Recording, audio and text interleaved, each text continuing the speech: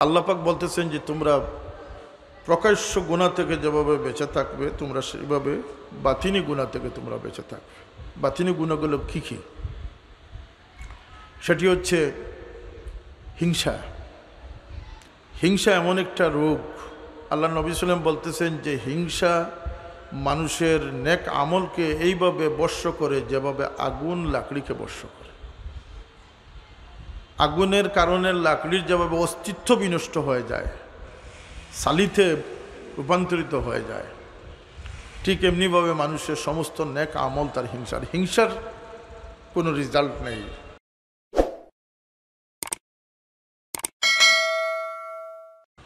আলহামদুলিল্লাহ নাহমাদুহু ওয়া নাস্তাঈনুহু ওয়া নাস্তাগফিরুহু ওয়া নু'মিনু বিহি ওয়া নাতাওয়াক্কালু আলাইহি ওয়া নাউযু বিল্লাহি মিন শুরুরি আনফুসিনা ওয়া মিন সাইয়্যাতি আমালিনা। من يهده الله فلا مضل له ومن يضلله فلا هادي له ونشهد أن لا إله إلا الله وحده لا شريك له ونشهد أن سيدنا ونبينا ومولانا محمدا عبده ورسوله أرسله بالحق بشيرا ونذيرا وداعيا إلى الله بإذنه وسراجا منيرا. أما بعد فأعوذ بالله من الشيطان الرجيم. بسم الله الرحمن الرحيم. وذروا ظاهر الإثم وباطنه إن الذين يكسبون الإثم سيجزون بما كانوا مقترفون. صدق الله العظيم. درود شريف پڑھو صلى الله على سيدنا ومولانا محمد وعلى آله وأصحابه وسلم. صلى الله على سيدنا ومولانا محمد وعلى آله وأصحابه وسلم. صلى الله على سيدنا ومولانا محمد وعلى آله وأصحابه وسلم.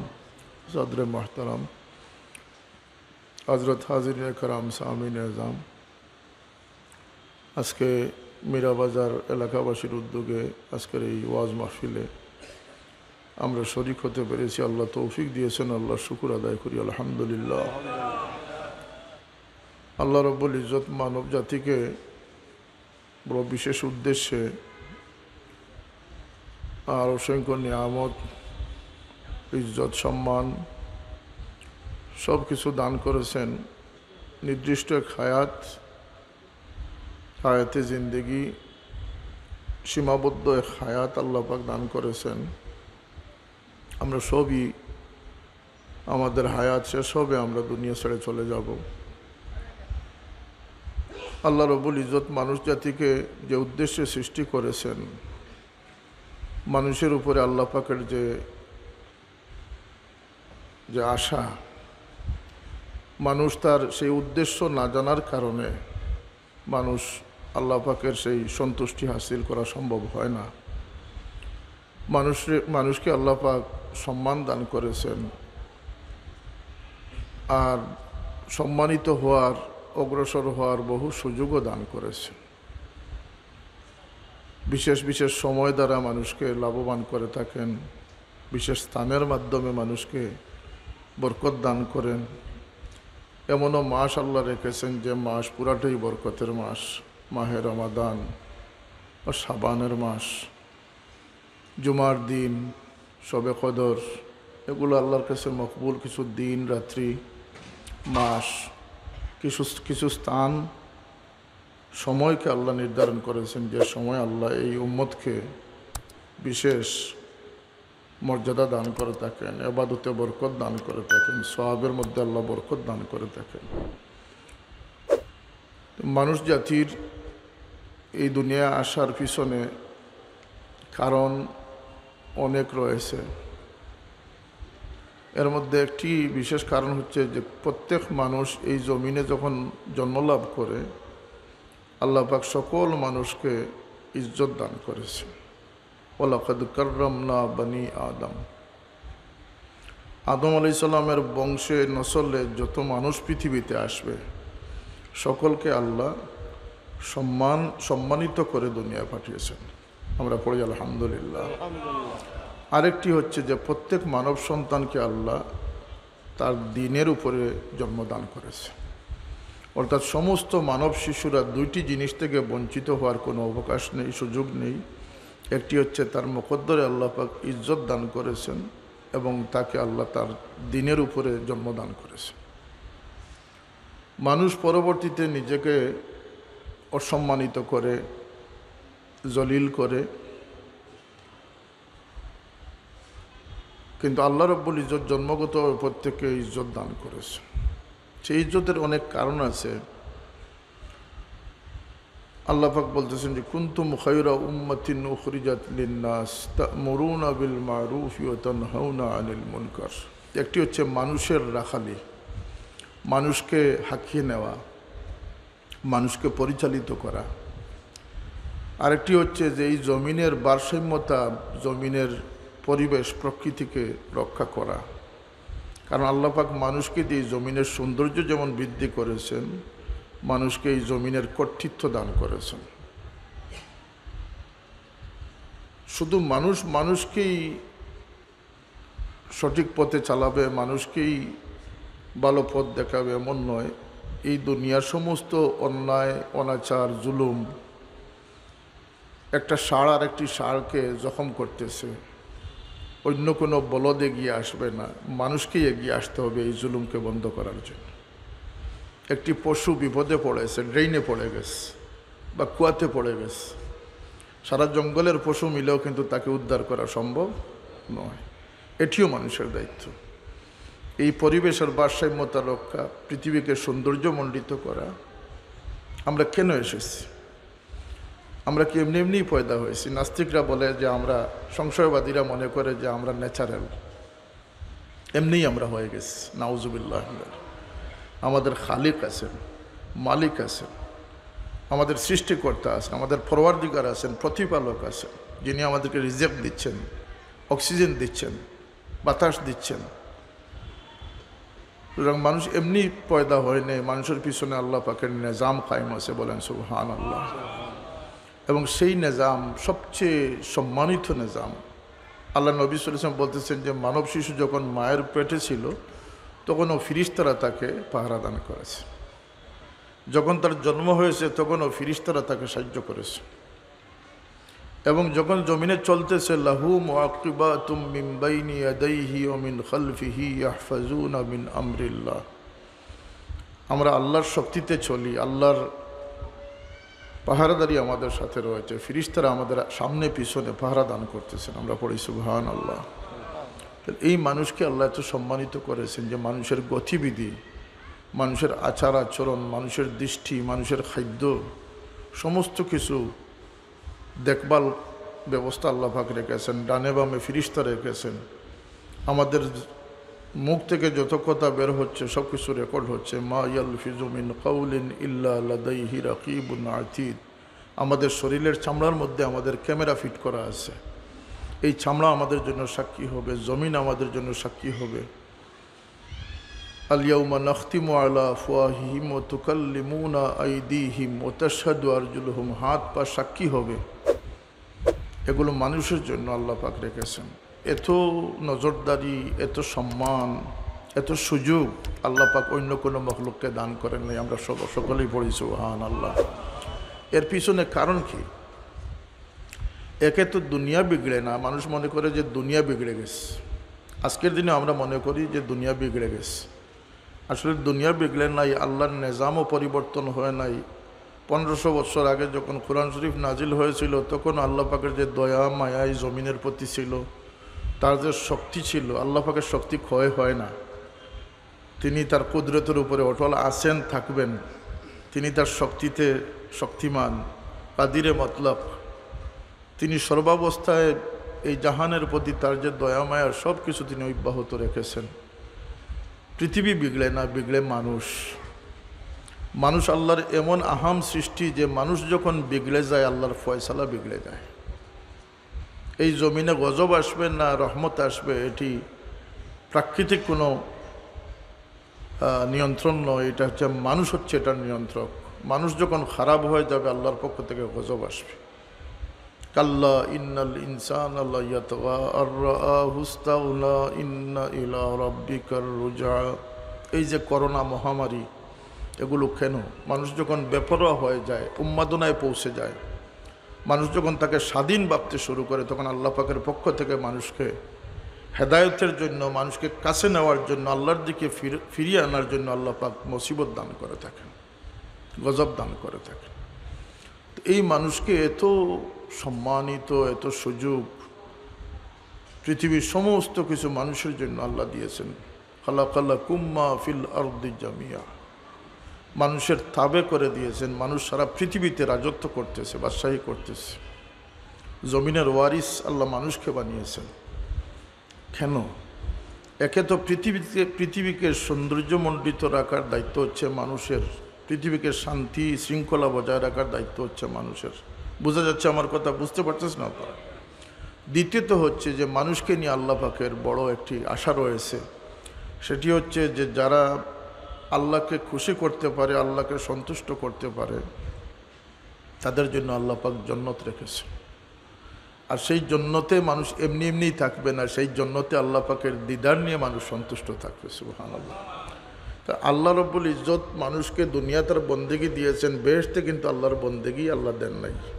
সেখানে আল্লাহ তার আতিথিয়তা দান করেছেন, মেহমানদারিত্ব দান করেছেন। সুবহানাল্লাহ। সেই মানুষকে শুধু দুনিয়া সাজানোর জন্য আল্লাহ সৃষ্টি করেন নাই, সেই মানুষকে প্রকান্তরে আল্লাহ পাক তার নৈকট্য দান করে তার দিদার দানে দৈন্য করার ব্যবস্থা রেখেছে। কথা পরিষ্কার হয়েছে? দুনিয়ার সৌন্দর্য মানুষ, সম্মান মানুষের, আখিরাতে চিরস্থায়ী জীবনে মানুষই হবে আল্লাহ পাকের সবচেয়ে মহান সৃষ্টি। সুবহানাল্লাহি ওয়া বিহামদিহি। সেই অর্থে আল্লাহ পাক আমাদেরকে দুনিয়ায় একটা পরীক্ষার জন্য পাঠিয়েছেন। আমাদের পথ সংকীর্ণ, সীমাবদ্ধতা আছে। এক সীমাবদ্ধতা হলো আমরা শরীয়তের অন্তর্ভুক্ত, শরীয়তের যে হদ রয়েছে, সীমারেখা রয়েছে, তা আমরা অতিক্রম করতে পারি না।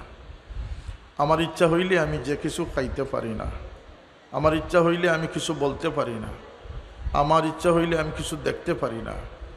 আমার সকল কিছুর মধ্যে একটা সীমাবদ্ধতা আছে, সীমারেখা আছে। সেটি হচ্ছে শরীয়ত। এটা হচ্ছে আমাদের জন্য একটি সংকীর্ণতা। দুনিয়ায় আমরা বেপরোয়া নয়, উন্মাদনা আমাদের পক্ষে সম্ভব নয়। আমরা আল্লাহর সন্তুষ্টিকে উদ্দেশ্য করে আমরা আমাদেরকে সীমাবদ্ধতার মধ্যে রাখতে হবে। আরেকটি কারণ হচ্ছে যে দুনিয়া এমনিতেই সীমাবদ্ধ। কুল মাতাউদ দুনিয়া কালিল ওয়াল আখিরাতু খায়রুম ওয়া আবকা। আল্লাহ পাক ঘোষণা করতেছেন যে হে হাবিব, আপনি বলে দেন দুনিয়া অত্যন্ত সীমিত, আখিরাত হচ্ছে চিরস্থায়ী এবং শ্রেষ্ঠ জীবন। দুনিয়া সীমিত এই অর্থেও যে দুনিয়া যদি কোনো মানুষ আনন্দ উল্লাস করে, সে এক রাত্রির বেশি 2 রাত্রি সে একাধারে জাগ্রত থাকতে পারবে না। সে যদি কোনো শরাবখানায় গিয়ে শরাবও খায়, সে 1 গ্লাস 2 গ্লাস 3 গ্লাসের বেশি সে খাইতে পারবে না। আপনাকে যদি চা দেওয়া হয় 1 কাপ খাবেন, 2 কাপ, এরপরে আপনি খেতে পারবেন না, আপনার চাহিদা শেষ হয়ে গেছে। আপনি বলবেন যে না, আমার আর ভালো লাগতেছে না। কথা সত্য না? এটি হচ্ছে দুনিয়া। কিন্তু জান্নাতে যখন মানুষ যাবে, প্রশস্ত জীবন আল্লাহ পাক দান করবেন। আমাদের এই 1 রাত্রের বিনোদন, 1 রাত্রের আনন্দ উল্লাসের মিজাজ নিয়ে আমরা বেহেশতে গেলে বেহেশত অকার্যকর হয়ে যাবে। এই জন্য আল্লাহ পাক প্রত্যেক মানুষকে তার বেহেশতের সুখ উপভোগ করার জন্য এহসাস, অনুভূতিকে আল্লাহ পাক জাগ্রত করে দিবেন। সুবহানাল্লাহ। আল্লাহর হাবিব সাল্লাল্লাহু আলাইহি ওয়াসাল্লাম বলতেছেন যে প্রত্যেক সর্বনিম্ন বেহেশতির সামনে 80 জন চাকর আসবে, 80 ধরনের পেয়ালা নিয়ে, 80 ধরনের শরাব নিয়ে। আল্লাহ পাক বেহেশতের জীবনে সেই মানুষকে, সেই জান্নাতীকে 80 পেয়ালা শরাব পান করার শক্তি দান করবেন। তাহলে দুনিয়ায় কয়েক গ্লাস? 2 বা 3 গ্লাস।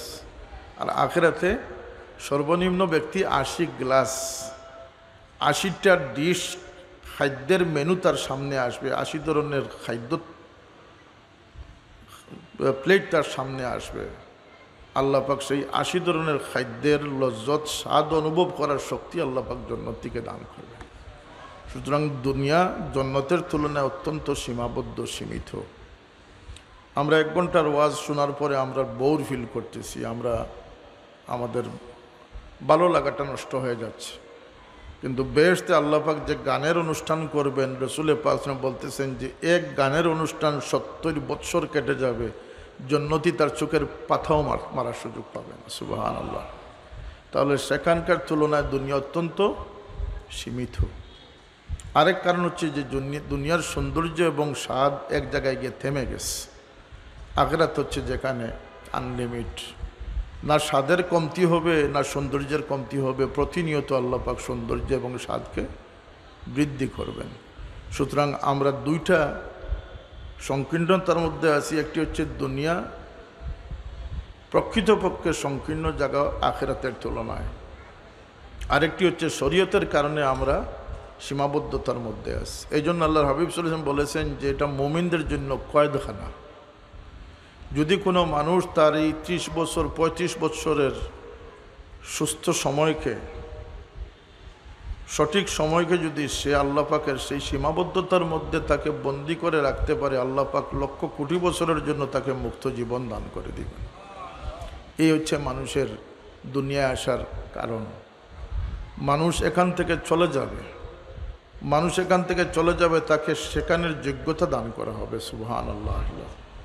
সেই যোগ্যতার মধ্যে শারীরিক দেহ গঠন আছে। জান্নাতে যে স্ত্রী আল্লাহ পাক যে স্ত্রীর ব্যবস্থা রেখেছেন, হুরে আইন, এরা প্রত্যেক হবেন 130 ফুট লম্বা। তো 5 ফুটের মানুষ সেই জান্নাতে গিয়ে 70 জন 100 জন 130 ফুটের স্ত্রী পেয়ে তার লাভ হবে কি না? আল্লাহ পাক সকল জান্নাতীকেও 130 ফুট বানিয়ে দিবেন।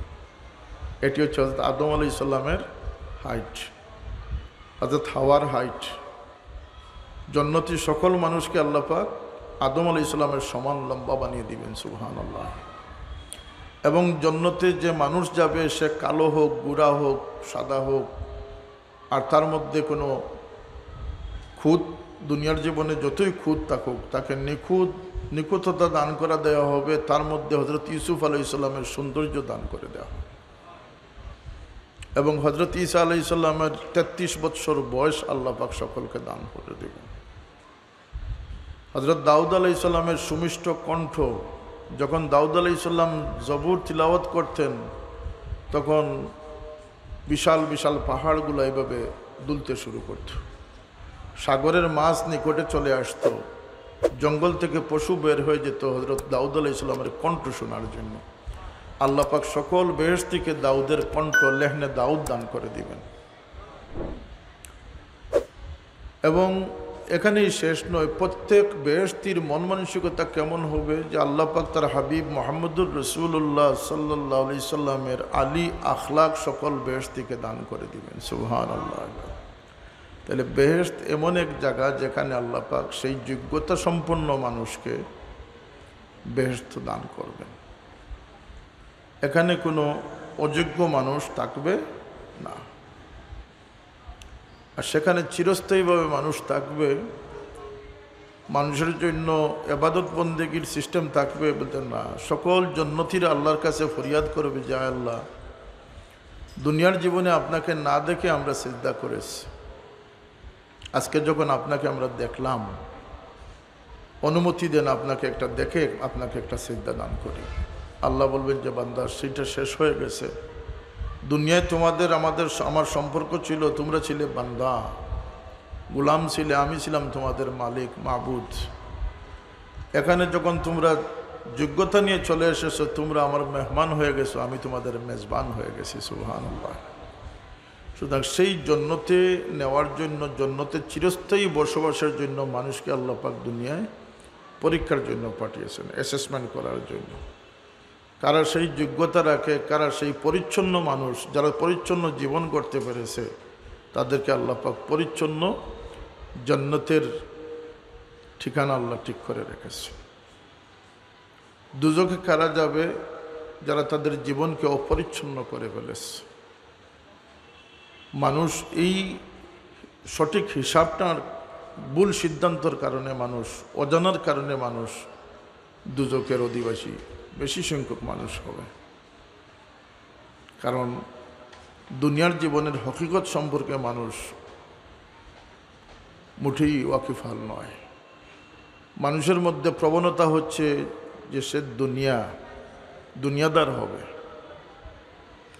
আর ইমানদারের সঠিক পন্থা হচ্ছে যে দুনিয়াও সফল হবে, আখিরাতের সফলতা কামনা করে। সে দুনিয়াতে থেকে আখিরাতকে তার টার্গেট বানাবে, আখিরাতের উদ্দেশ্যে সে তার মেহনত চালাবে, আল্লাহ পাক তাকে আখিরাতের ফসল দান করবেন। মান কানা ইউরিদু হারসাল আখিরাতি নাজিদ লাহু ফি হারসি। আল্লাহ বলতেছেন যে আখিরাতের তলবগার হবে, আমি তাকে ভরপুর করে আখিরাত দান করে দিব। ওমান কানা ইউরিদু হারসাদ দুনিয়া নুতিহি মিনহা ওমা লাহু ফিল আখিরাতি মিন নসিব। আর দুনিয়ার প্রত্যাশী যে হবে তাকে আমি অতি অল্পই দেব, আর আখিরাতে তাকে আমি আর কোনো অংশ দেব না। তাহলে আমরা ইমানের স্বাদ যারা পেয়েছি, দৌলতে ইমান, সবচেয়ে বড় দৌলত হচ্ছে দৌলতে ইমান, আমরা অত্যন্ত সহজে পেয়ে গেছি। কেন বলতে, আল্লাহ পাক মেহরবানি করে আমাকে কোনো অমুসলমানের ঘরে জন্ম দেন নাই,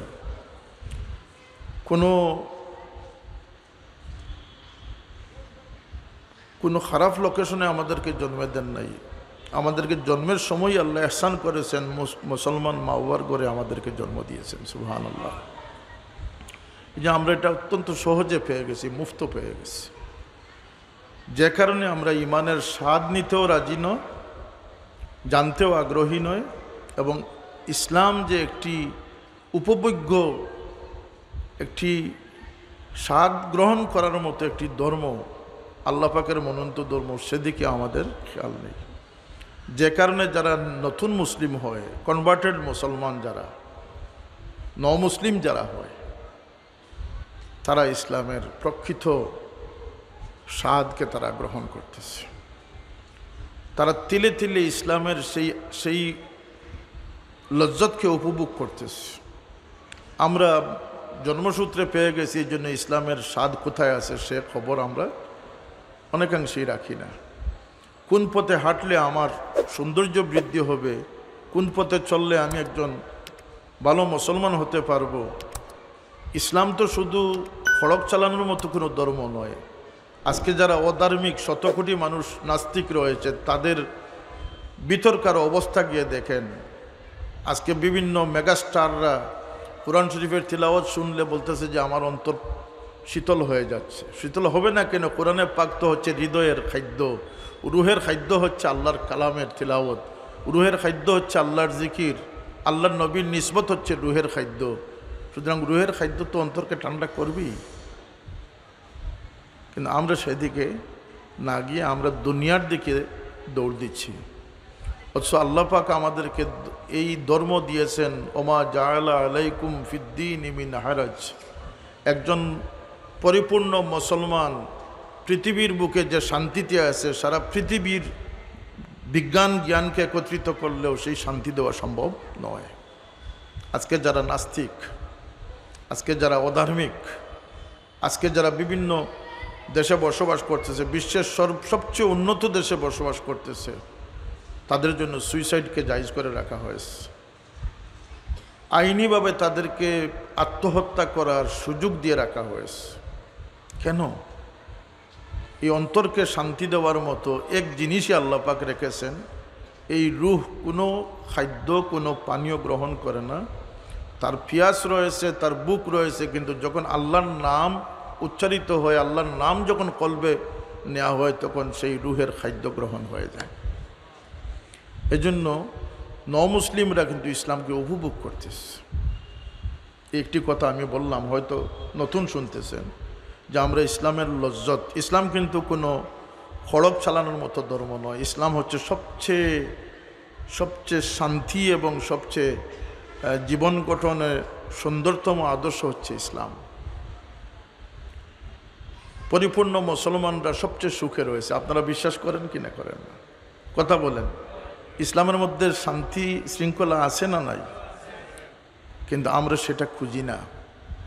প্রকৃত সৌন্দর্যকে আমরা উদ্ঘাটন করি না।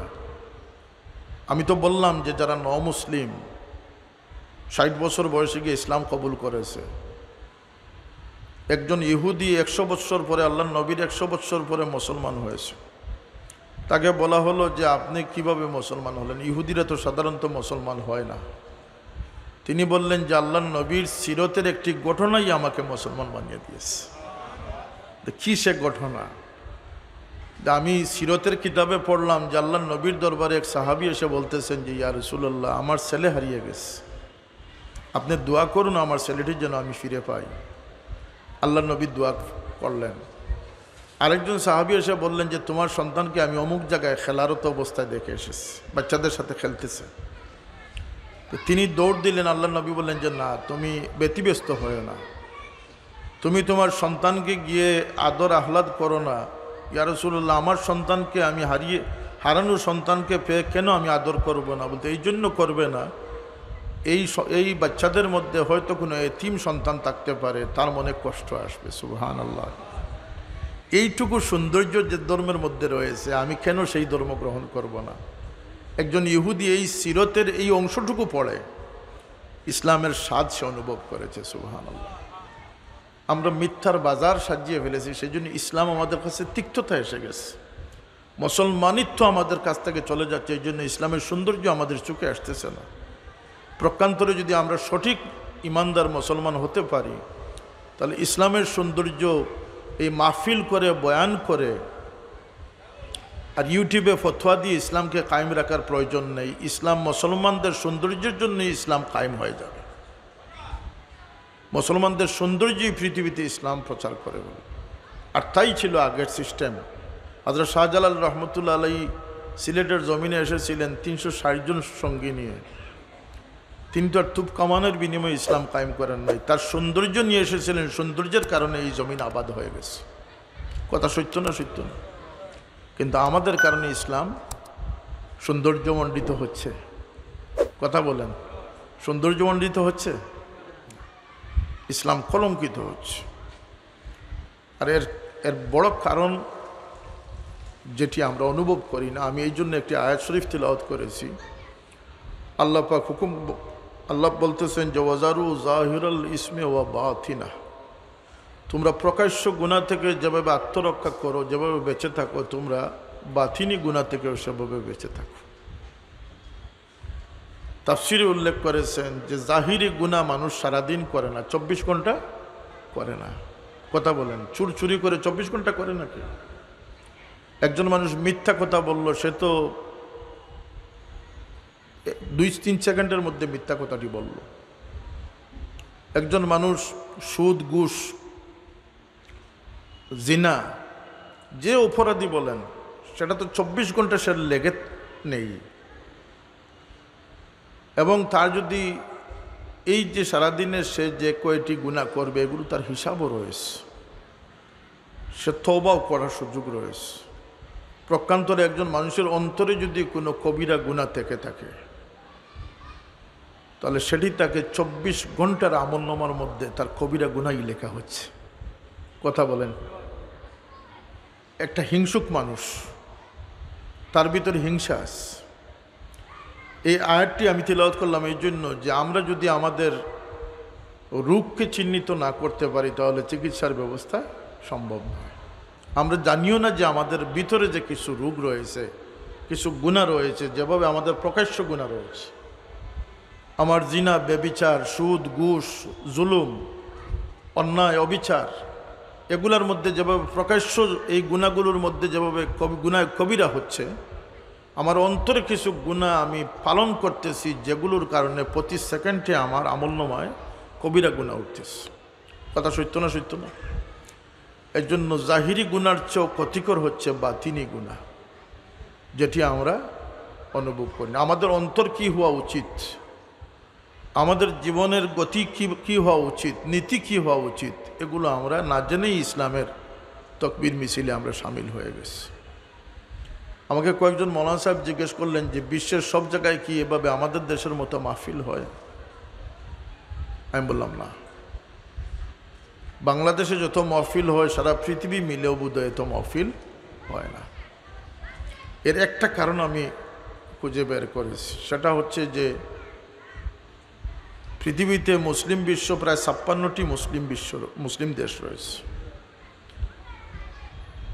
পাকিস্তান, ভারত, বাংলাদেশ এই ধরনের এই সাবকন্টিনেন্টালের ছাড়া পৃথিবীতে যে কয়টি মুসলিম দেশ রয়েছে প্রত্যেকটি মুসলিম দেশের রেওয়াজ রসুম হচ্ছে যে বাচ্চা যখন কথা বলতে শিখে, যখন সে পড়তে শিখে, যখন মুখস্থ করার শক্তি হাসিল করে, তাকে ইসলাম শিক্ষা দেওয়া হয়, তার ফাউন্ডেশন ইসলাম দিয়ে কায়েম করা হয়।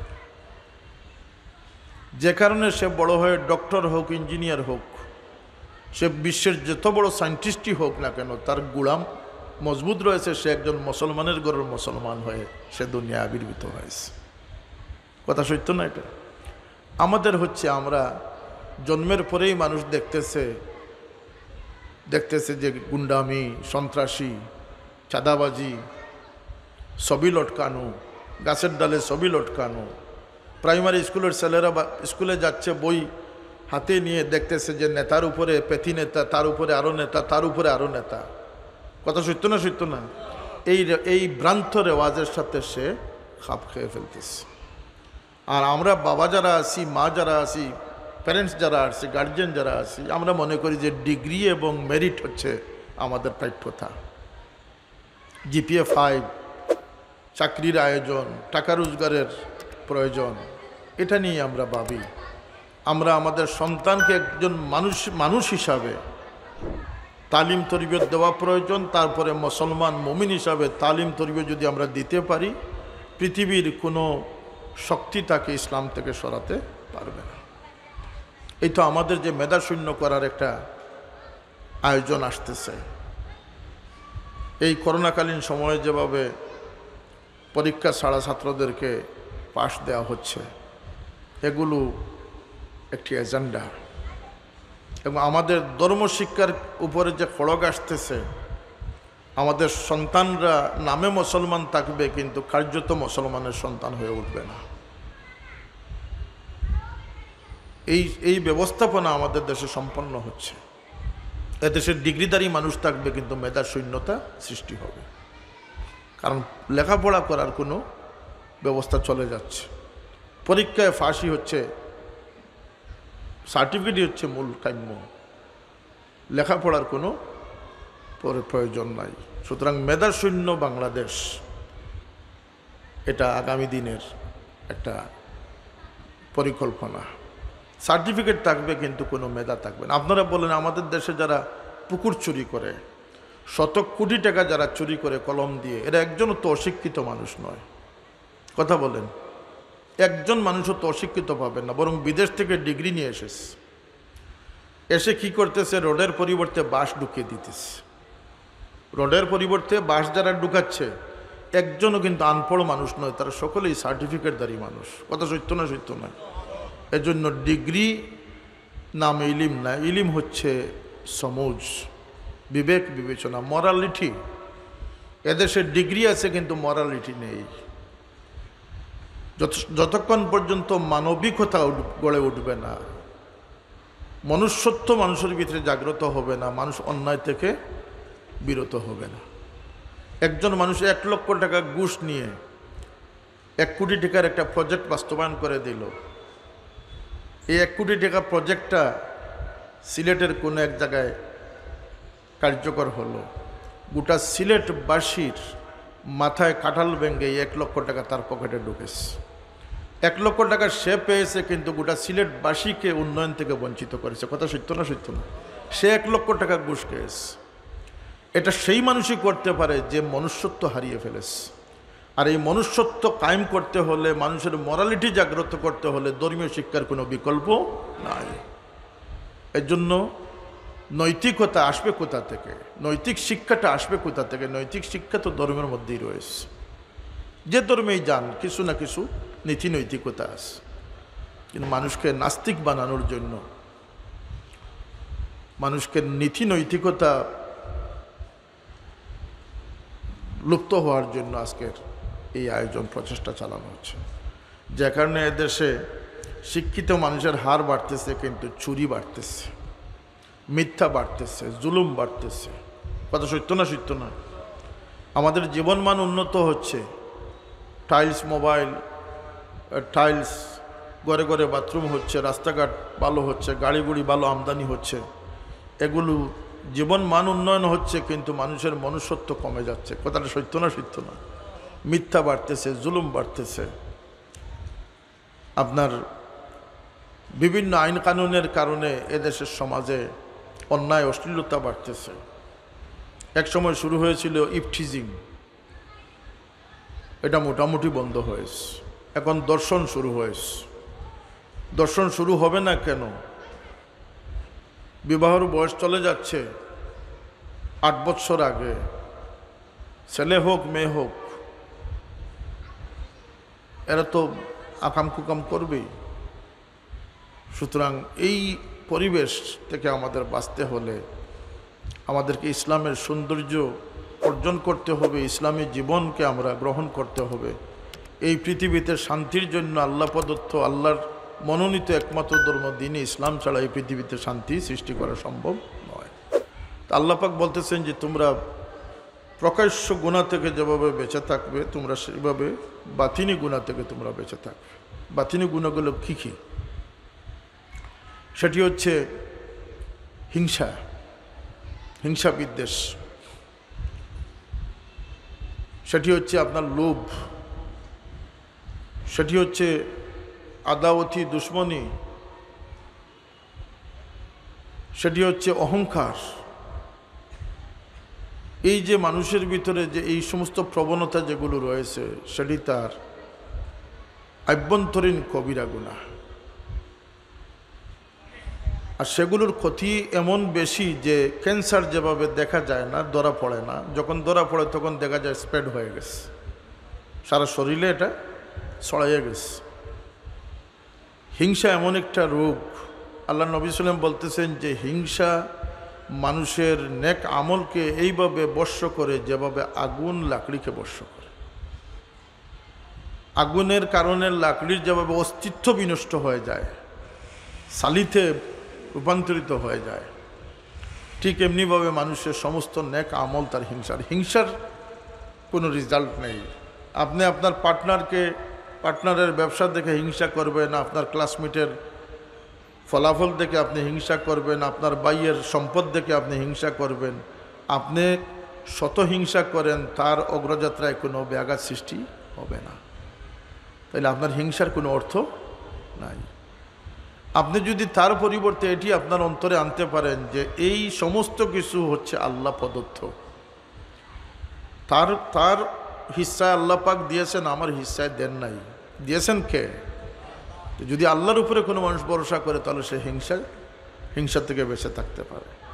কারণ এই সমাজে যদি আপনি জোরপূর্বকভাবে কোনো সম্মান অর্জন করেন, এই সম্মান আপনাকে অসম্মান তো করবে, তাতে কোনো সন্দেহ নাই। আপনি জোরপূর্বকভাবে একটা পদে অধিষ্ঠিত হলেন, সন্ত্রাস সৃষ্টি করে আপনি একটা পদ গ্রহণ করলেন, এই পদ থেকে আপনাকে জিল্লতির সাথে আপনাকে নামতে হবে। কারণ এটার মধ্যে আল্লাহ পাকের এনায়ত নাই। আল্লাহ যদি অল্পই দিয়ে থাকেন, তাহলে সেটার মধ্যে নিয়ামত হিসাবে আল্লাহর পক্ষ থেকে এসেছে, সেটার গ্রহণযোগ্যতা রয়েছে। আপনি জোরপূর্বক সম্পদ আনলেন, সেই সম্পদ আপনাকে সম্মান বৃদ্ধি করবে না, আপনাকে অসম্মান দান করবে। কারণ এগুলো আল্লাহর হাতে। আল্লাহ বলতেছেন, ওয়ালাউ বাসাতাল্লাহুর রিজকা লিইবাদিহি লাবাগাউ ফিল আরদি ওয়ালাকিন ইউনাজ্জিলু বিকদারি মা ইয়াশা ইন্নাহু বিইবাদিহি খাবীরুম বাসীর। আল্লাহ বলতেছেন যে আমি আমার বান্দাদেরকে সমানভাবে সম্পদ দেই না, প্রাচুর্য দেই না, এই জন্য যে তারা জমিনে ফিতনা সৃষ্টি করবে, মারামারি করবে। জমিনের যদি সবাই ধনী হয়ে যেত তাহলে সকল ইলেকশনে ক্যান্ডিডেট হয়ে যেত, ভোটার আর খুঁজে পাওয়া যেত না। সকল ধনী হয়ে গেলে সকলের সম্পদের যে অহংকার, সকলের সম্পদের যে তেজ সমাজকে নষ্ট করে ফেলত। বরং ধনী গরিব দেওয়ার কারণে মানুষ, ধনী যখন কিছু বলে গরিব সেটা সহ্য করে। আরেকটি কারণ হচ্ছে যে আল্লাহ পাক বলতেছেন ইন্নাহু বিইবাদিহি খাবীরুম বাসীর। আমাদের কার হাতের সম্পদ আসলে আমরা কি অপব্যবহার করব সেটির খবর আল্লাহ পাকের কাছে আছে। কে যাত্রা গানের আয়োজন করবে, কে ষাঁড়ের লড়াইয়ের আয়োজন করবে, আর কে মসজিদ বানাবে, এই খবর আল্লাহর কাছে আছে না নাই? আল্লাহ পাক সেই বিষয়কে বিবেচনা করে ওয়ালাকিন ইউনাজ্জিলু বিকাদারিম মা ইয়াশা, আমি বুঝে শুনেই আমার বান্দাদেরকে আমি নাজিল করে থাকি। সুতরাং সম্পদ হচ্ছে আল্লাহর পক্ষ থেকে যেটি আসে সেটি হচ্ছে নিয়ামত। আর যেটি জোরপূর্বক কোনো সম্পদ বা কোনো পদকে যে মানুষ ছিনাইয়া আনে সেটা তার জন্য জিল্লতির কারণ হয়। আমি তো অনেক জায়গায় বলেছি যে আমেরিকার প্রেসিডেন্ট যে 4 বছর ক্ষমতায় ছিলেন, দুনিয়ার সবচেয়ে ক্ষমতাধর ব্যক্তি ছিলেন, সবচেয়ে সুরক্ষিত ব্যক্তি ছিলেন, সবচেয়ে গণ্যমান্য ব্যক্তি ছিলেন। কিন্তু 4 বছর পরে যখন তিনি নামলেন, পৃথিবীর সবচেয়ে জিল্লতিপূর্ণ, সবচেয়ে বেইজ্জতিপূর্ণ একটা অবস্থান তার সৃষ্টি হয়েছে। কথা সত্য না? সত্য না? কিন্তু আল্লাহ পাক যাদেরকে অল্প সম্মান দিয়েছেন, তাদের সম্মানকে কেড়ে নেওয়ার ক্ষমতা পৃথিবীতে কারো নেই। আপনি না বাগদাদকে মিটাতে পারবেন, না আজমিরকে মিটাতে পারবেন, না রাবিয়া বসরির নাম মিটাতে পারবেন, কারণ তাদেরকে আল্লাহ পাক দিয়েছেন। কে দিয়েছেন? আল্লাহ দিয়েছেন। এই জন্য চাপাচাপি করে কোনো লাভ নেই। আল্লাহর উপরে ভরসা থেকে নিজের জীবনকে অতিবাহিত করা। আল্লাহ নবী সাল্লাল্লাহু আলাইহি ওয়াসাল্লাম বলেছেন যে তার অল্প রিজেকের উপরে সন্তুষ্ট থাকলো, আল্লাহ পাক তার অল্প ইবাদতের উপরে সন্তুষ্ট হয়ে যান। সুতরাং অন্তরের মধ্যে যে সমস্ত গুনাহ মানুষ পোষণ করে, এটা মানুষ বেখবর, আর এটা মানুষকে প্রতিনিয়ত ক্ষতির দিকে নিয়ে যাচ্ছে। যেভাবে ক্যান্সার রোগী ক্রমাগতভাবে সে মৃত্যুর দিকে চলে যাচ্ছে, কিন্তু মানুষ অন্তর, এই যে রমজান মাস আসতেছে, এই রমজান শরীফ, এই মাসের নাম কিন্তু আল্লাহ রেখেছে শাহরুর রমাদান আল্লাযী উনজিলা ফীহিল কুরআন। আর এই রমাদান শব্দের অর্থ হচ্ছে জ্বালিয়ে ফেলা। মানব জাতির গুনাহকে আল্লাহ পাক জ্বালানোর জন্য এই রমজান মাস দিয়েছেন। প্রথম রমজান থেকে গুনাহ জ্বালিয়ে ফেলা হচ্ছে, আর ঈদের আগের দিন পর্যন্ত সমস্ত গুনাহ মাফ হয়ে যাচ্ছে, আর পরের দিন ঈদ উল ফিতরে মানুষ আনন্দ করতেছে। সুবহানাল্লাহ। সেটি হচ্ছে গুনাহ মুক্তির আনন্দ। এই রমজান শরীফে আল্লাহ নবী সাল্লাল্লাহু আলাইহি ওয়াসাল্লাম বলতেছেন যে 4 ধরনের মানুষ রমজান থেকে কোনো উপকৃত হবে না, শবে কদর থেকে কোনো উপকৃত হবে না। শবে কদরের মতো একটি রাত্রি, যে রাত্রির মধ্যে 80 বৎসরের চেয়েও বেশি সওয়াবের অধিকারী হওয়ার সুযোগ আল্লাহ পাক রেখেছে। লাইলাতুল কদরি খায়রুম মিন আলফি শাহর। কারণ অন্য উম্মতের হায়াত ছিল বেশি, 600 বৎসর, 800 বৎসর, 900 বৎসর এক এক উম্মত এই পৃথিবীতে বসবাস করেছে, আর এই উম্মতের হায়াত কম। এই জন্য আল্লাহ পাক 60-70 বৎসরের গড়ায়ুর ভিতরে আল্লাহ পাক জান্নাতের প্রথম সারির জান্নাতি হওয়ার সুযোগ আল্লাহ পাক উম্মতে মুহাম্মদীকে দান করেছে। আখিরাত কবরের জীবনে এই উম্মতের জন্য পৃথক ব্যবস্থা, মৃত্যুর সময়ও পৃথক ব্যবস্থা। এই উম্মত যখন কিয়ামতের দিন উঠবে, এই উম্মতের যখন কিয়ামতের দিন এই উম্মতকে আল্লাহ পাক সাক্ষী বানিয়েছে। وَكَذَلِكَ جَعَلْنَاكُمْ أُمَّةً وَسَطًا لِتَكُونُوا شُهَدَاءَ عَلَى النَّاسِ। মানুষ দুইটি হকের মধ্যে মানুষ দায়বদ্ধ। একটি হক হচ্ছে আল্লাহ পাকের হক, একটি হচ্ছে হুকুকুল ইবাদ, বান্দার হক বা আল্লাহর সৃষ্টির হক। এই দুই হকের জবাবদিহিতা মানুষ করতে হবে। দুইটি হক আমাদের উপরে, ফরজ ওয়াজিব এগুলো হচ্ছে ফারাইজ, যেগুলো এগুলো হচ্ছে আল্লাহর হক। 5 ওয়াক্ত নামাজ কার হক? আল্লাহর হক। নামাজ পড়লে কি হবে? ওদের নামাজ পড়লে ফরজ নামাজ দ্বারা আপনার ব্যবসার মূল উঠে আসবে। সুবহানাল্লাহ। ফরজ নামাজ, ইবাদত, বন্দেগীর, রোজা এগুলো হচ্ছে আপনার বন্দেগীর পুঁজি। আর যখন আপনি নফল করবেন তখন আপনি লভ্যাংশ পাওয়া শুরু করবেন। সুবহানাল্লাহ। আজকে মাগরিবের সময় আমার মনে হলো যে আল্লাহ রসুল সাল্লাল্লাহু আলাইহি ওয়াসাল্লাম আমাদেরকে শিক্ষা দিয়েছেন, আমাদের জন্য সুন্নত সাব্যস্ত করেছেন, সুন্নতে মুআক্কাদা করে দিয়েছেন। বিভিন্ন আমল নামাজ রয়েছে। ফরজ দ্বারা আমরা আল্লাহর গোলামির স্বীকৃতি দিলাম, আর এই সুন্নত নফল দ্বারা আমরা আমাদের আখিরাতের সামান তৈরি হলো আমাদের। সুবহানাল্লাহ। এটা হচ্ছে আমাদের লভ্যাংশ। আর ঠিক মানুষের হক সাব্যস্ত করে দিয়েছেন আল্লাহ, সমাজের হক সাব্যস্ত করে দিয়েছেন। আমরা যদি আমাদের মিজাজ মর্জি, আমাদের চরিত্রকে আমরা সুন্দরভাবে গঠন করতে পারি, তাহলে সেটি দ্বারা সওয়াব কতটুকু আসে যে আল্লাহর নবী সাল্লাল্লাহু আলাইহি ওয়াসাল্লাম যত ভালো মানুষের পরিচয় দিয়েছেন, ইবাদত দ্বারা সাব্যস্ত করেন নাই, মানুষের সাথে সম্পর্ক দ্বারা সাব্যস্ত করে দিয়েছে। আল্লাহ নবীকে প্রশ্ন করা হয়েছে যে আইয়ুন নাসি আহাব্বু ইলাল্লাহি তাআলা, সবচেয়ে ভালো মানুষ আল্লাহর কাছে কোন মানুষ? আল্লাহর পছন্দিদা মাহবুব মানুষটি কোনটি? হুজুর পাক জবাব দিয়েছেন যে যে মানুষের উপকার করে। সুবহানাল্লাহ। যে মানুষের জন্য ফায়দা পৌঁছে দেয়, সে মানুষটি আল্লাহর কাছে সবচেয়ে বড় প্রিয় মানুষ। আইয়ুল আমাল আহাব্বু ইলাল্লাহি তাআলা, আল্লাহর কাছে সবচেয়ে ভালো আমল কোনটি? আল্লাহ নবী সাল্লাল্লাহু আলাইহি ওয়াসাল্লাম 9টি আমলের কথা বলেছে।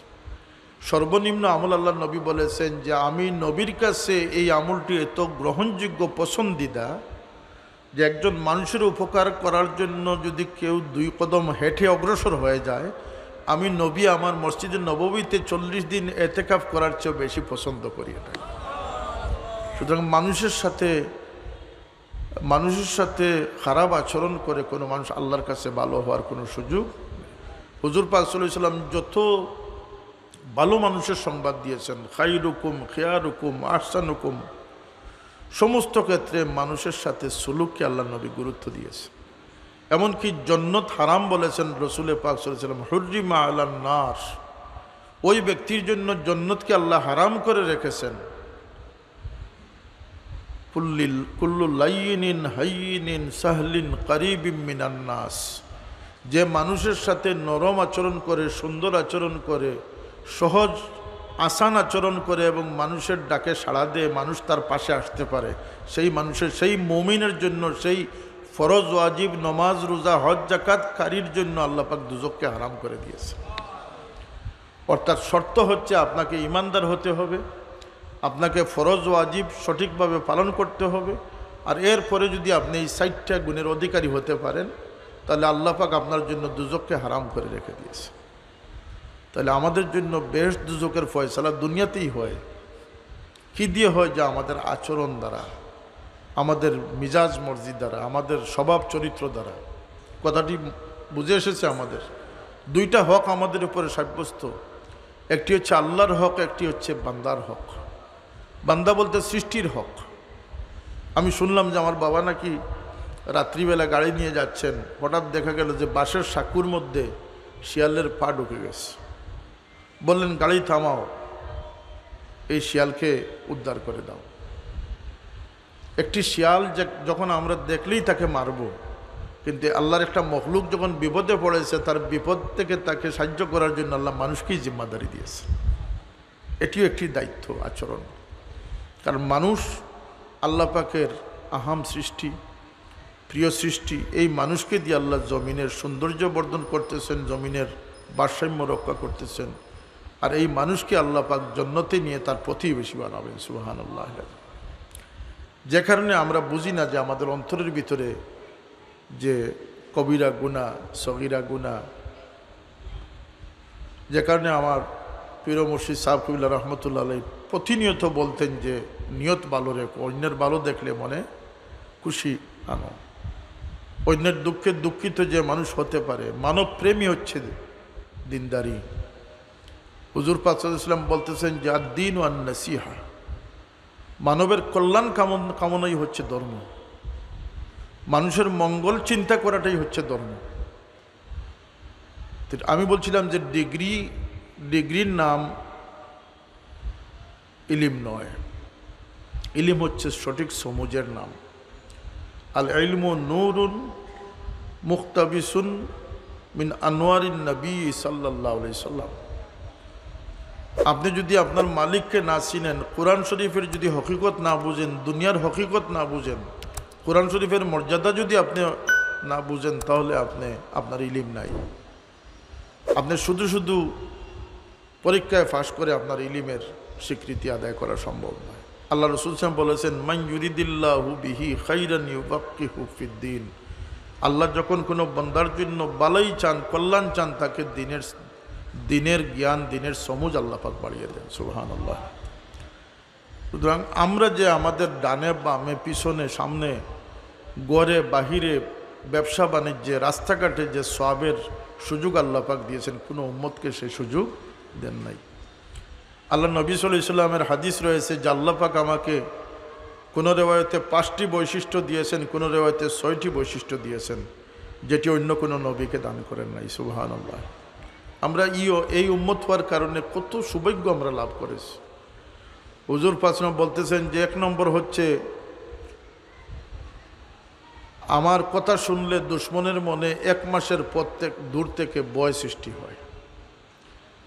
আমার দুশ্মনের মনে আল্লাহ ভয় ঢুকিয়ে দেন 1 মাসের পথ দূরত্ব থাকতে। সুবহানাল্লাহ। এটা রাসূল পাক সাল্লাল্লাহু আলাইহি ওয়াসাল্লাম বৈশিষ্ট্য। দ্বিতীয়ত আল্লাহ নবী সাল্লাল্লাহু আলাইহি ওয়াসাল্লাম বলেন যে সকল নবীর উম্মতের জন্য পবিত্রতার জন্য পানি লাজিম ছিল এবং নামাজের জন্য নির্ধারিত স্থান নির্দিষ্ট ছিল। আমার উম্মতের জন্য পানির বিকল্প হিসাবে আল্লাহ পাক পবিত্র মাটি দ্বারা তৈয়ম্মুমকে জায়েজ করে দিয়েছে এবং পৃথিবীর যে কোনো স্থানে পাক মাটিতে দাঁড়িয়ে নামাজ পড়লে তার নামাজ কবুল হবে। সুবহানাল্লাহ। এরপরে আল্লাহ নবী সাল্লাল্লাহু আলাইহি ওয়াসাল্লাম বলতেন যে সকল উম্মতের জন্য নবীর জন্য গনিমত হারাম ছিল, আল্লাহ পাক আমার জন্য আমার উম্মতের জন্য মালে গনিমতকে হালাল করে দিয়েছে। যুদ্ধ করে যে সম্পদ আহরিত হয়, যে সম্পদ পাওয়া যায়, সেটি হচ্ছে মালে গনিমত। সকল নবীর উম্মতের জন্য ছিল, সেটি ময়দানে রেখে দেওয়া হতো, আসমান থেকে আগুন এসে জ্বালিয়ে ফেলত। আগেকার যুগে যাকাতও এইভাবে দেওয়া হতো, যাকাতের মালগুলো নিয়ে পাহাড়ের উপরে রেখে দেওয়া হতো, আসমান থেকে আগুন এসে এই মালকে জ্বালিয়ে ফেলতো। যার মালকে জ্বালিয়ে ফেলা হতো তার যাকাত কবুল হতো, যার মালকে জ্বালিয়ে ফেলা হতো না তার যাকাত কবুল হতো না। এই প্রথম উম্মত যারা ধনীর দেওয়া যাকাত গরিব খেতে পারে। সুবহানাল্লাহ। এই প্রথম উম্মত ধনীর যাকাত গরিব বুক করতে পারে। আল্লাহ রাসূল সাল্লাল্লাহু আলাইহি ওয়াসাল্লাম বলতেছেন যে আরেকটি বৈশিষ্ট্য হচ্ছে যে সকল নবীকে আল্লাহ পাক বিভিন্ন গোত্রের জন্য, কওমের জন্য পাঠিয়েছিলেন, আমাকে সমস্ত মানুষের জন্য নবী বানিয়ে পাঠিয়েছে, কাফাতাল লিন্নাস।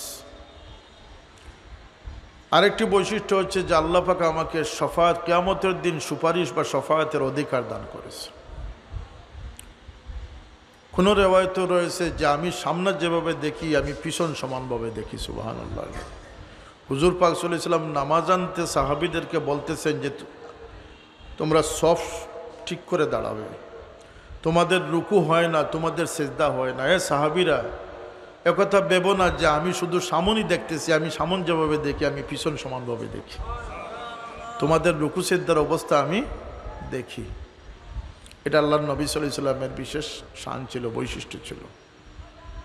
আল্লাহ পাক আমাদেরকে এই সমস্ত বৈশিষ্ট্য দিয়েছেন এটাকে কাজে লাগানোর জন্য, আমরা যাতে এই রমজান শরীফ আমাদের সামনে আসতেছে, হুজুর পাক সাল্লাল্লাহু আলাইহি ওয়াসাল্লাম বলতেছেন যে শবে কদর এবং রমজান 4 জন মানুষকে কোনো উপকার দিবে না। এক মুসলমান হচ্ছে যে শরাব পান করে, মদ্য পান করে। আরেক মুসলমান হচ্ছে যে মা বাবার সাথে দুর্ব্যবহার করে। আরেক মুসলমান হচ্ছে যে আত্মীয়তার সম্পর্ককে ছিন্ন করে। অতি তুচ্ছ কারণে ভাইয়ের সাথে কথা বন্ধ, চাচার সাথে কথা বন্ধ, বোনের বাড়িতে যাওয়া বন্ধ। আছে না আমাদের সমাজে এটা? কথা বলেন। এই জন্য রমজানের প্রস্তুতি মাল স্টক করা নয়, ব্যবসার কাপড় মজুদ করা নয়, চাল ডালকে মজুদ করা, এটা রমজানের প্রস্তুতি নয়। রমজানের প্রস্তুতি হচ্ছে তাকওয়া অর্জনের প্রস্তুতি। রমজানের প্রস্তুতি হচ্ছে আপনার যদি কারোর সাথে, তৃতীয় ব্যক্তি হচ্ছেন আত্মীয়তার সম্পর্ক ছিন্নকারী, আর চতুর্থ ব্যক্তি হচ্ছেন যিনি মানুষের সাথে তার অন্তরে আদাওয়াতি সৃষ্টি করে রেখেছে। অমুকের সাথে আমার দুশ্মনী আছে, অমুককে আমি শিক্ষা দিব, এ ধরনের মানুষ আছে না সমাজে? এই 4 প্রকার মানুষ যারা রমজান তাকে কোনো উপকার দিবে না। রমজানের প্রস্তুতি হচ্ছে রমজানের আগে যত দুশ্মনী আছে সেটাকে সমাধান করে ফেলা। আর আল্লাহ নবী সাল্লাল্লাহু আলাইহি ওয়াসাল্লাম খুশখবরি দিয়েছেন, যে আগে থেকে গিয়ে দুশ্মনী মিটাবে আল্লাহ পাক তার ইজ্জত বাকি রেখে দিয়েছেন, তার জন্য ইজ্জতের বন্দোবস্ত রয়েছে। সুতরাং এটা হচ্ছে রমজানের প্রস্তুতি। রমজানের প্রস্তুতি হচ্ছে কাজ কামকে গুছিয়ে নেওয়া, যাতে রমজানে আল্লাহর বন্দেগী বেশি করে করতে পারেন। আমরা তো রমজানকে আমাদের ব্যবসায়িক মাস বানিয়ে ফেলেছি, এটা তিজারতের মাস বানিয়ে ফেলেছি। সারা বৎসরের বিকিসিনি এই রমজানে হবে, সারা বৎসরের দুঃখা মিথ্যা ফ্রড যত কিছু আছে সব কিছু রমজানের জন্য রেখে দিয়েছে। রমজানে আমাদের মিথ্যা কথা বেড়ে যায়, দুঃখাবাজি বেড়ে যায়, দুনিয়াদারি বেড়ে যায়। কথা সত্য না? সত্য না? আমরা গাফিল মানুষ, আমরা ইসলামের সেই লজ্জত বা সেই স্বাদকে উপভোগ করার শক্তি হারিয়ে ফেলেছি, ইসলামের সেই সৌন্দর্যকে আমরা নষ্ট করে ফেলেছি, যে কারণে আমরা আজকে আমাদের এই অবস্থা। আজকে প্রত্যেকটি ঘরে ঘরে সন্তানের কাছে মা নিগৃহীত, বাবা নিগৃহীত। কারণ মোবাইল হয়ে গেছে সন্তানের কাছে সবচেয়ে আপন, মোবাইল হয়ে গেছে সবচেয়ে বিশ্বস্ত। মা বাবাকে মানুষ সবচেয়ে বেশি দুশ্মন মনে করতেছে সন্তানরা। কারণ হচ্ছে মোবাইল, কারণ হচ্ছে আমাদের স্যাটেলাইট আগ্রাসন, আমাদের সেই বিদেশি সাংস্কৃতিক আগ্রাসন। এটি হচ্ছে আমাদের কারণ। আমাদেরকে যদি সুন্দর জীবন আমরা অতিবাহিত করতে চাই, যদি আমরা একটা সুন্দর জীবনের অধিকারী হতে চাই, আর শুধু আমি যদি আমার জন্য চিন্তা করি, সেটা চিন্তা সঠিক হবে না। আমার দায়িত্বে যে যারা রয়েছেন, আমার সন্তানাদি যারা রয়েছে, আমার স্ত্রী সন্তান যারা রয়েছে, তাদের জন্য জিম্মাদার তো আমিই হচ্ছি। আমার ঘরকে সুন্দরভাবে সাজানোর জন্য আমার কিছু সময় বের করার প্রয়োজন, আমার ঘরে আমি একটা পরিবেশ সৃষ্টি করা প্রয়োজন, কিছু আলোচনা রাখার প্রয়োজন, আমাদের মধ্যে একটা ঐক্যমত পৌঁছা প্রয়োজন। এই রমজানকে কেন্দ্র করে হতে পারে আল্লাহর বন্দেগীর বিভিন্ন সিস্টেম আমরা আলোচনা করতে পারি, তিলাওয়াতে কোরআন, সাদকা খয়রাত, ইফতার, রমজান, এগুলো নিয়ে আমরা আলোচনা করতে পারি। আল্লাহ পাক সেই তৌফিক আমাদেরকে দান করুন, আমরা যেন আমাদের বাতিনি গুনাহ থেকে বেঁচে থাকতে পারি।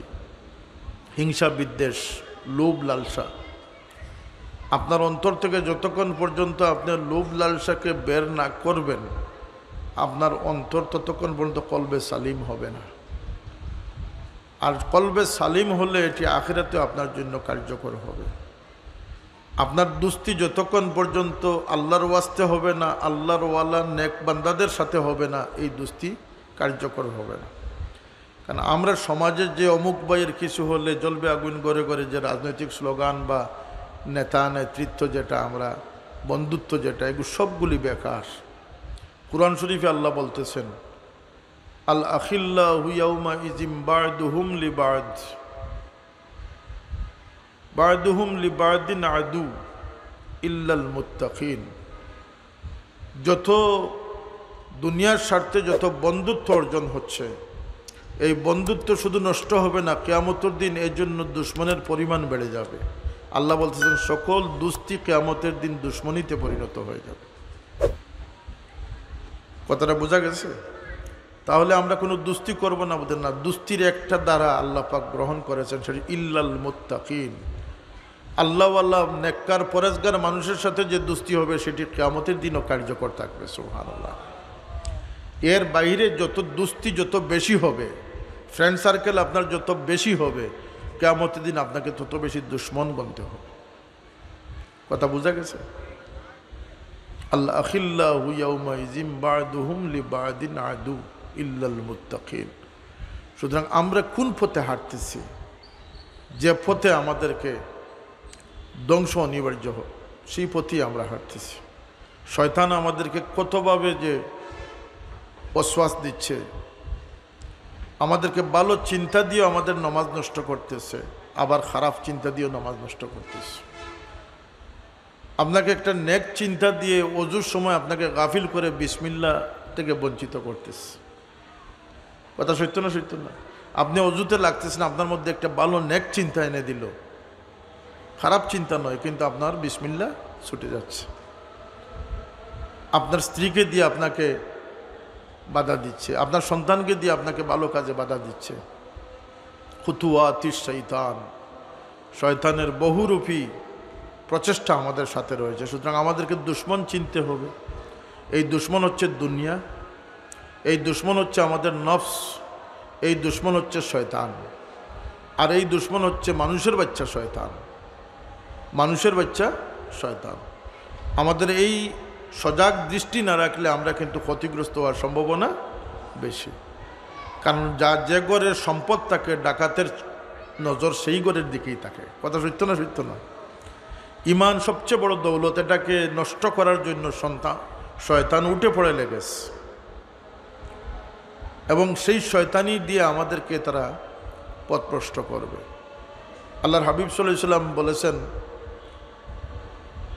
যে মানুষের জন্য কিয়ামতের দিন দুইটা সবচেয়ে বেশি কষ্টের বিষয় হবে দুটি। একটি হবে অন্ধকার, আরেকটি হবে মানুষের তৃষ্ণা। তো হুজুর পাক ছোটো মাইক দিয়ে দেন। হুজুর পাক সাল্লাল্লাহু আলাইহি ওয়াসাল্লাম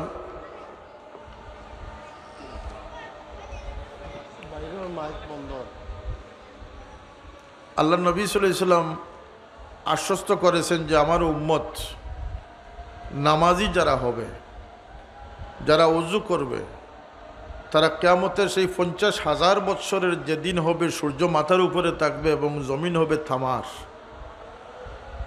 সেই সময়ে আমার উম্মতরা যারা নামাজি হবে, বিশেষ করে ফজরের নামাজ যারা জামাতের সাথে আদায় করেছে, তাদের সেই ওযু এবং নামাজের অঙ্গ দিয়ে আল্লাহ পাক লাইটিংয়ের ব্যবস্থা করে দিবেন। সেই অন্ধকারে আমার উম্মতরা আলোর প্রয়োজন সেরে নিবে। সুবহানাল্লাহ।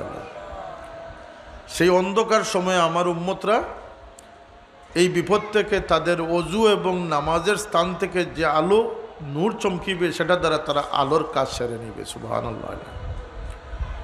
আর পানির তৃষ্ণা, আমার উম্মতের পানির তৃষ্ণার জন্য আল্লাহ পাক আমাকে হাউজে কাউসার দান করেছেন। সুবহানাল্লাহ। যেটি হবে দুধের চেয়েও আরও বেশি সাদা এবং মধুর চেয়েও আরও বেশি মিষ্ট। আর এই পানির বৈশিষ্ট্য হচ্ছে, এই পানি যে একবার পান করবে জীবনে তার আর পানির তৃষ্ণা হবে না। সুবহানাল্লাহ। আল্লাহর নবীর উম্মত যারা সাব্যস্ত হবেন সকলেই সেই পানি পান করবেন। নেককার গুনাহগার সকল উম্মতের জন্য, যারা উম্মত সাব্যস্ত হবেন তাদের জন্য এই পানি থাকবে। এই পানির পেয়ালা, আল্লাহ নবী অন্য রেওয়ায়েতে বলেছেন যে এই পানির পেয়ালার সংখ্যা হবে আকাশের তারকার সমান। কিন্তু দুই ধরনের মানুষ এই পানি থেকে বঞ্চিত হবে, যাদেরকে আল্লাহ নবী বলতেছেন যে আমার সামনে আসবে, তারাও চিনবে আমি তাদের নবী, আমিও চিনব তারা আমার উম্মত, কিন্তু তাদেরকে বাধাগ্রস্ত করা হবে। আমি জানতে চাইব যে তারা তো আমার উম্মত, তাদেরকে কেন আটকানো হচ্ছে? কোন রেওয়ায়েতে ফিরিস্তাগণ তখন বলবেন যে ইয়া রাসূলুল্লাহ, আপনি দুনিয়া থেকে আসার পরে এই সমস্ত মানুষ আপনার উম্মতের নামদারি, কিন্তু এরা দিনের মধ্যে পরিবর্তন এনেছে, দিনের মধ্যে দিনকে বিকৃত করেছে, দিনের মধ্যে বেদাত কায়েম করেছে, নতুনত্ব সৃষ্টি করেছে। হাউজে কাউসারের পানি থেকে দুই ধরনের মানুষ বঞ্চিত হবে। এক ধরনের মানুষ হচ্ছে যারা দিনের মধ্যে নতুনত্ব সৃষ্টি করেছে, দিনকে বিগড়াই দিস। এরা খারিজিও যারা বিভিন্ন ফতোয়া দিয়ে নতুনত্ব ইসলামে নতুনত্ব এনে ইসলামকে নষ্ট করার অপচেষ্টায় লিপ্ত। যারা নবী সাল্লাল্লাহু আলাইহি ইসলাম কবরে নাই, মরে মাটি হয়ে গেছেন, এই ধরনের ভ্রান্ত ফতোয়া যারা লোক আছে না সমাজে। মজব মানা হারাম, তারাবির নামাজ 8 রাকাত, নামাজের পরে দোয়া করা যাবে না, জিয়ারত করা যাবে না, এ ধরনের ফতোয়া আছে না সমাজে। এটি নতুন ফতোয়া না পুরাতন ফতোয়া? নতুন ফতোয়া। এই নতুনত্বকারী যারা এবং তাদের সাথে যারা স্লোগানে সামিল হবেন, এই সমস্ত মানুষ হাউজে কাউসার থেকে বঞ্চিত হবেন।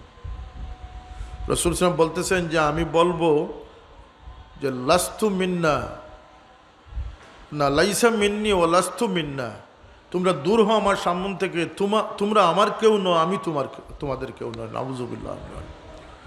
দ্বিতীয় প্রকার মানুষ তারা হবে যারা ধর্মের মধ্যে নতুনত্ব এনেছে, বেদাত সৃষ্টি করেছে, এমন আজগুবি ফতোয়া দিতেছে যে ময়িত কবরে রেখে আজান দেওয়ার প্রচলন করার চেষ্টা করতেছে। এটা নতুন ফতোয়া না পুরাতন ফতোয়া? স্টেজের মধ্যে একটি চেয়ার আল্লাহ নবীর জন্য সাজিয়ে রাখতেছে, আর ওয়াইজ তার বক্তব্য বলতেছে যে মৃত্যুর সময় কলমা কালামের প্রয়োজন নেই, ডুল খাড়ার বাড়ি হলে চার চলবে। নাউজুবিল্লাহ। কুফরি কালাম বলতেছে না? কথা বলেন, বলতেছে না? এরাও ধর্ম বিকৃতকারী। একদিকে খারিজিরা ধর্ম বিকৃতকারী, অন্যদিকে বেদাতিরা ধর্ম বিকৃতকারী। মাজারকে যারা জিয়ারতের স্থান, মাজারকে যারা পূজার জায়গা বানিয়েছে, তারা ধর্মকে ঠিক রেখেছে না বিকৃত করেছে? তারাও সেই হাউজে কাউসারের পানি থেকে বঞ্চিত হবে। তাদেরকে ছোটো করা আমার উদ্দেশ্য নয়। আমার উদ্দেশ্যটা হচ্ছে যে তাদের সেই ঠিক অঠিকে যে আমরা যে স্লোগানে সামিল হই, আমরা কি তাদের থেকে ছুটে যেতে পারবো? তাদের তামসায় যে আমরা সামিল হচ্ছি, আমরা কি আমাদেরকে আলাদা করতে পারবো? কথা বলেন। সুতরাং অত্যন্ত বুঝে শুনে সাক্ষী দিবেন। মিথ্যা সাক্ষী কবিরা গুনার মধ্যে অন্যতম। মিথ্যা স্লোগান, মিথ্যা সাক্ষী, মিথ্যা লকব। একজন মানুষ মুফতি নয়, তাকে আপনি মুফতি বললেন। পীর নয়, তাকে পীর বললেন। একজন মানুষকে আপনি একটা লকব দিলেন। এই কয়দিন আগে একজন বদমাইশ নাকি ধরা পড়ছে, তার নামের সাথে নকশবন্দি লাগানো। মানুষ বলে নকশবন্দি বদমাইশ। নাউজুবিল্লাহ। সে আল্লাহর ওলির সিলসিলাকে কলঙ্কিত করছে না? তার মার বাবার রাখার নামকে সে কিন্তু আড়াল করে রেখেছে। সে দুর্থ। আমরা ছোটোবেলায় এক আসামিকে পুলিশ ধরে গিয়ে দাড়ির মধ্যে খুব জোরে একটা টান দিল। আমি ওসিকে বললাম যে এই দাড়ির মধ্যেই টান দিলেন কেন? সে বললো যে নতুন চুর না পুরাতন চুর, সেটা আমি দেখলাম, পরখ করলাম। কীভাবে? যে নতুন চুর হলে বলবে উফ, দুঃখ পাবে। পুরাতন চুর হলে সে অভ্যস্ত থাকবে, সে দুঃখ পাবে না। তা দাড়ি রাখে খুব সুচতুর চালাক চুর যারা, তারা দাড়ি রেখে চুরি করে। কারণ দাড়ি দিয়ে একটা আবরণ সৃষ্টি করে তার চুরির ইয়েকে সে পূরণ করে। ঠিক এমনিভাবে সমাজে অনেক দুষ্ট প্রকৃতির মানুষ যারা নামের সাথে অনেক সাইনবোর্ড লাগিয়ে তাদের সেই পাপকে আড়াল করার চেষ্টা করে। কথা সত্য না? এরাও কিন্তু ওই সমস্ত মানুষের মধ্যে সামিল হবে। যাই হোক, দ্বিতীয় প্রকার হাউজে কাউসার থেকে যারা বঞ্চিত হবে, আল্লাহ নবী বলেছেন, তারা ওই সমস্ত মানুষ যারা শাসক গোষ্ঠীর কোনো শাসকের চামচাগিরি করেছে, কোনো মড়লের চামচাগিরি করেছে, কোনো নেতৃস্থানীয় মানুষের গোলামি করেছে। আছে না আমরা সমাজে এমন মানুষ আছে না যারা জুলমের পক্ষে সাফাই দেয়, অন্যায়ের পক্ষে সাফাই দেয়, মিথ্যা আশ্বাস মানুষকে প্রদান করে, এমন মানুষ আছে না আমাদের সমাজে? সুতরাং আমাদের সাবধান হওয়া প্রয়োজন। আমরা জালিমের পক্ষ অবলম্বন এবং মিথ্যার পক্ষ অবলম্বন, জুলুমের পক্ষ অবলম্বন, এই সমস্ত কারণে আল্লাহ নবী বলতেছেন তাদেরকে আমি বলবো লাইসা মিন্নি ওয়ালাস্তু মিন্না, তোমরা আমার কেউ নও, আমি তোমাদের কেউ নয়। না, আমাদের জীবন সতর্কতার সাথে অতিক্রম করার আমাদের প্রয়োজন। আমার আজকের গুজারিশটা হচ্ছে যে আমরা মুসলমান। আল্লাহ পাক আমাদের জন্য দুনিয়ার জীবনকে, অস্থায়ী জীবনকে সুন্দরের কামনা করেছেন।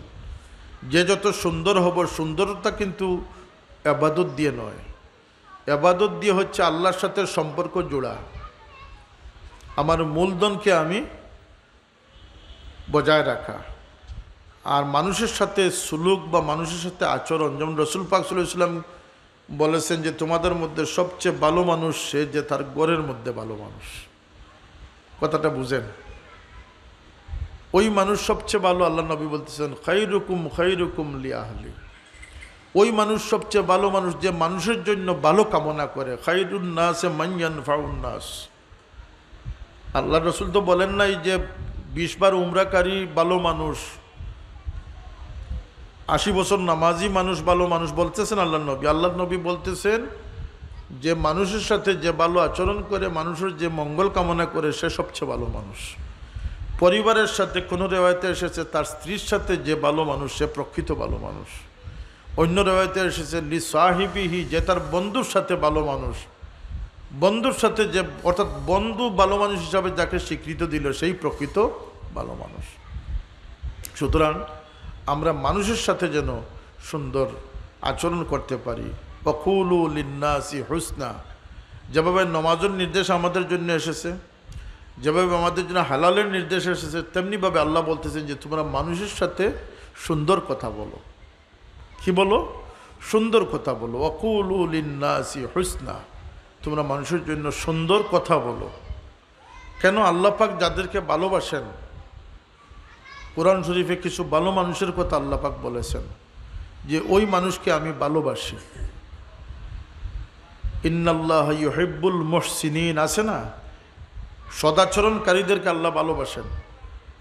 ইন্নাল্লাহ ইউহিব্বুল মুকসিতিন, আদল ইনসাফকারীদেরকে আল্লাহ ভালোবাসেন। কথা বলেন, এইভাবে কিছু গুণ কোরআন শরীফে রয়েছে। সুতরাং কোরআনকে বুঝতে হবে, কোরআনকে পড়তে হবে। আজকের দিনে সবচেয়ে দুর্গতির কারণ হচ্ছে কোরআন থেকে আমরা সরে যাওয়া। তারাকতু ফীকুম আমরাইন, দুটি জিনিস আল্লাহ নবী রেখে গেছেন এবং আল্লাহ নবী ঘোষণা করে গেছেন যে যদি তোমরা এগুলোকে আঁকড়ে ধরো তোমরা পথভ্রষ্ট হবে না। তাই আমাদের ঘরে কোরআন রাখতে হবে, আল্লাহ নবীর সুন্নত উসওয়া রাখতে হবে, আল্লাহ নবীর সিরত রাখতে হবে। এগুলোর শিক্ষা দিয়ে যদি আমার সন্তানকে আমি ডিগ্রিদারি বানাই, আমার সন্তানের কোনো ক্ষতি হবে না।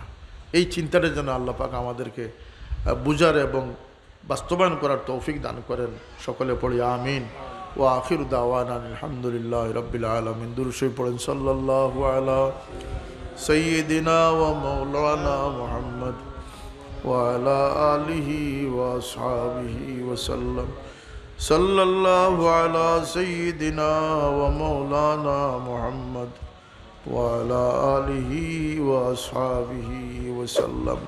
আচ্ছা, আমাদের এই নওজোয়ান ভাইরা যারা আজকের এই আয়োজন করেছেন, অনেক বিদেশিরাও আছেন, শরিক হয়েছেন, দেশ বিদেশের যারাই শরিক হয়েছেন, সকলের জন্য আমরা দোয়া করব আল্লাহ পাক যেন তাদের এই ধরনের মহৎ খেদমতকে আরও করার তৌফিক দান করেন। আমিন। আজকের এই আয়োজন এইভাবে আরও যদি আমরা ছোটোভাবে সেমিনার সিস্টেমে যদি আমরা মহিলাদের শিক্ষার জন্য, জানার জন্য কোনো প্রোগ্রাম করি, আমরা যদি বিভিন্ন বিষয়ভিত্তিক আরও সেমিনারগুলো আমরা করতে পারি, আমাদের জানার অনেক প্রয়োজন আছে, আসে না? সুতরাং আমাদের এই সমস্ত আয়োজন আজকে যারা করেছেন তাদেরকে ধন্যবাদ। আল্লাহ পাক যেন তাদেরকে উত্তম প্রতিদান দান করেন। আমিন।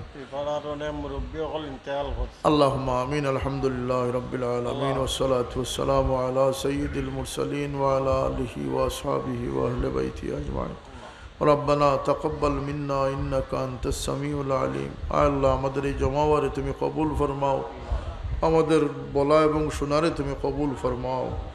আল্লাহ, আমরা যে অন্ধকার নামিয়ে আইছে, আমরা যে বেহুশির মধ্যে আছি, আল্লাহ আমরা প্রকৃত হুশ সমুজ আমরা দান করি দাও মওলা। আল্লাহ, তোমার গোলামির লাগে আমরা মুতমাইন বানাই দাও।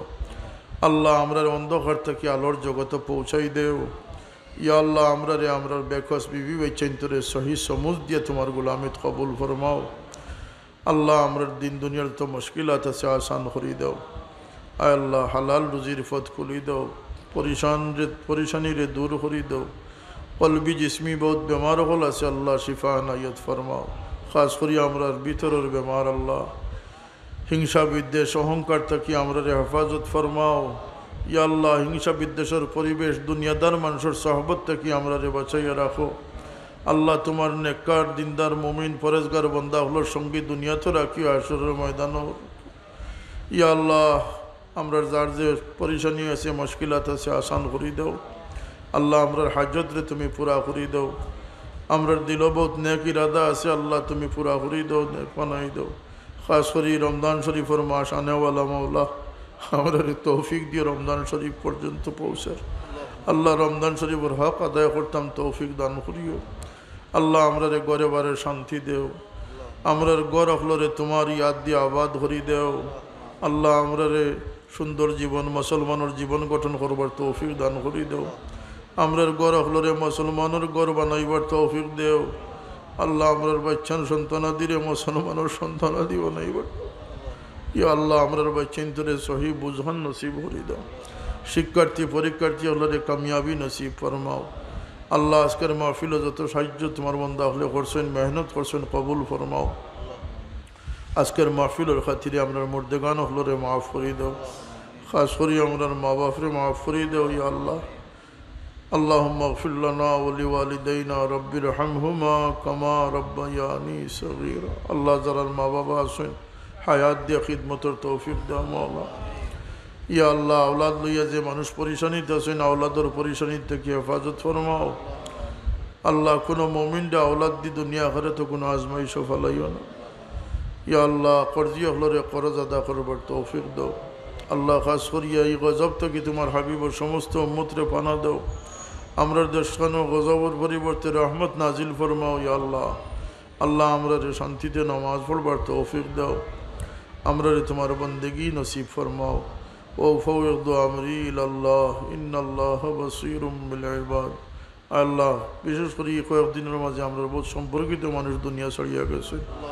এই মীরাবাজার অঞ্চলের বহুত মুরব্বিয়ান যারা স্টেজও থাকতা, মাহফিলও থাকতা, আল্লাহ যারা দুনিয়া ছাড়িয়া গেছেন গরিকের রহমত ফরমাও।